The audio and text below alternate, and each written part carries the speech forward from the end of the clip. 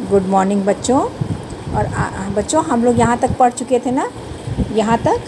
अब हम लोग ये पढ़ेंगे फसल की कटाई व उसका भंडारण। उसका भंडारण मतलब क्या होता है बच्चों, कि उसको कैसे इकट्ठा करके जमा करते हैं। भंडार करते मतलब जमा करते हैं। फसल पक जाने के बाद उसकी कटाई, मढ़ाई, ओसाई मजदूर व आधुनिक मशीनों द्वारा की जाती है, जिससे अनाज के दाने व भूसा अलग अलग हो जाते हैं और फिर अनाज को धूप में अच्छी तरह सुखाकर उसे सुरक्षित रख दिया जाता है। अब क्या हुआ भाई, पहले मिट्टी को चुना था, फिर फसल को चुना, फिर समय के अनुसार फिर उसमें जल की व्यवस्था करी, उसके बाद खाद की व्यवस्था करी, है ना, सारी व्यवस्था। अब फसल उग भी गई। अब उसमें क्या करना है, उसकी कटाई करना है, मढ़ाई करना है और ओसाई करना है। मतलब उन सबको, वो जो फसल काट के लाए हैं अनाज को, तो उसको साफ़ करना है, दाने और भूसों को अलग करना है। और जब दाने और भूसे अलग हो जाते हैं तो उसे सुखाकर क्या करना है, एक अच्छी तरह सुखाकर सुरक्षित स्थान पर रख देते हैं और इसके लिए भंडार गृह बनाया जाता है। अच्छा चलो देखें यहाँ पे प्राचीन और वर्तमान समय में फसलों को उपजाने की प्रक्रिया में परिवर्तन। अब क्या किया गया है, मतलब इसमें बताया गया है कि कैसे समय समय के साथ खेती के तरीक़ों में, साधनों में बहुत सारे अधिक परिवर्तन होते हैं, है ना बच्चों। और क्या होते हैं, नई नई मशीनें, नया खाद, बीज आदि का प्रयोग, कम समय और खेती श्रम में खेती करना अपेक्षाकृत सरल हो गया है। मतलब कहने का ये मतलब है बच्चों कि मतलब समय के साथ साथ बदलता जाता है। अब जैसे अब तुम ही खुद सोचो कि कभी हम लोग ने ज़िंदगी में, हमने इतने बड़े हो गए, हमने कभी लॉकडाउन नहीं देखा था, कभी नहीं सोचा था कि ऐसे भी पढ़ सकते हैं, लेकिन अब हो रहा है।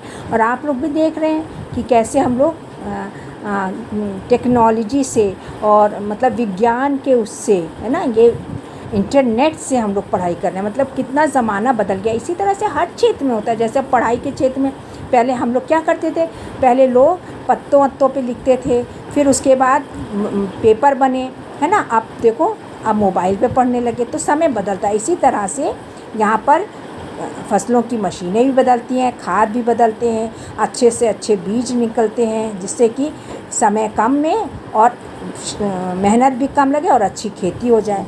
अब यहाँ देखो, इन्हें भी जानने कि हरी क्रांति 1966 और 77 में कृषि उत्पादन के क्षेत्र में क्रांतिकारी परिवर्तन आया। इसका उद्देश्य अच्छे बीज, खाद, सिंचाई, आधुनिक उपयोगों यंत्रों का प्रयोग द्वारा कृषि उपज की तीव्र गति से वृद्धि करना। अब इसमें हरी क्रांति मतलब, हरित मतलब जो अनाज की, क्रांति मतलब अच्छे बीज, अच्छी खाद, अच्छी सिंचाई, अच्छे आधुनिक यंत्रों का प्रयोग करना। आगे बच्चों समझना। अब देखें पीछे क्या है। अब ये देखो पीछे चित्र है, इसमें देखो शुरुआत दिखाई है कैसे क्या हुआ। सबसे पहले क्या हुआ प्राचीन काल में और नवीनतम काल में। प्राचीन काल में कैसे हो रहा है, ये बैल क्या कर रहा है, खेत को जोत रहा है किसान के द्वारा। अब यहाँ पे मशीन ट्रैक्टर द्वारा हो रहा है। यहाँ पे बीजों को कैसे निकाल रहे हैं, खाद और ये सब, यहाँ पर रासायनिक खाद हो गई। फिर यहाँ पर क्या कर रहे हैं, खेतों को, बीजों को साफ़ कर रहे हैं, है ना। यहाँ पर इससे निकाल लिया। फिर यहाँ पर खेतों को कर रहे हैं, यहाँ पर भी क्या छिड़काव कर रहे हैं। यहाँ पर सबको खाद में जो है उसको उर्वरक वगैरह डाल रहे हैं। और यहाँ पर देखो छिड़काव के द्वारा सब जगह पर। अब यहाँ पर जो फसल उग के चली आई है उसको क्या करें, सफाई, दानों को अलग कर रहे हैं और किसको, भूसे को अलग कर रहे हैं, ऐसे करते हैं। अब यहाँ पर तो बिल्कुल सरल है, इसमें डालते गए और एक तरफ दाने निकल रहे हैं, एक तरफ भूसा निकल रहा है, एक तरफ दाने निकल रहे हैं। ये देखो दाने निकल रहे हैं, एक तरफ भूसा निकल रहा है। आ रहा है समझ में बच्चों। तो ये क्या है, ये इस तरह का, ये प्राचीन है, ये न्यूनतम है। तो आप इसको बना भी सकते हैं, ठीक है बच्चों। आप कोशिश करिएगा इसको बनाने की, ठीक है। अब हम लोग क्वेश्चन आंसर पे आते हैं। क्या है, गेहूँ और चने की बुआई किस मौसम में की जाती है। अब हम लोगों ने देखो पूरा लेसन पढ़ा है, हम तुम्हें बता रहे हैं। ये देखो यहाँ आ जाओ।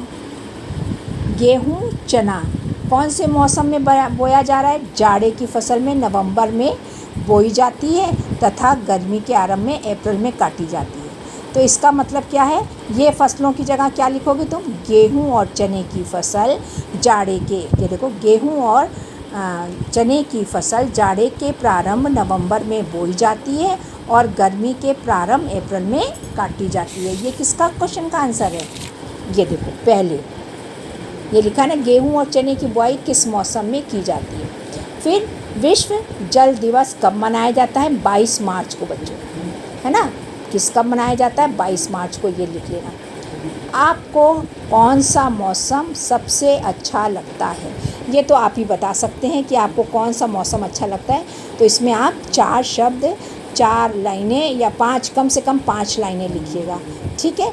फिर टपक व छिड़काव सिंचाई विधि का प्रयोग कहाँ और क्यों किया जाता है, क्या है, टपक व छिड़काव सिंचाई पद्धति का प्रयोग कहाँ और क्यों किया जाता है। ये देखिए बच्चों, यहाँ पर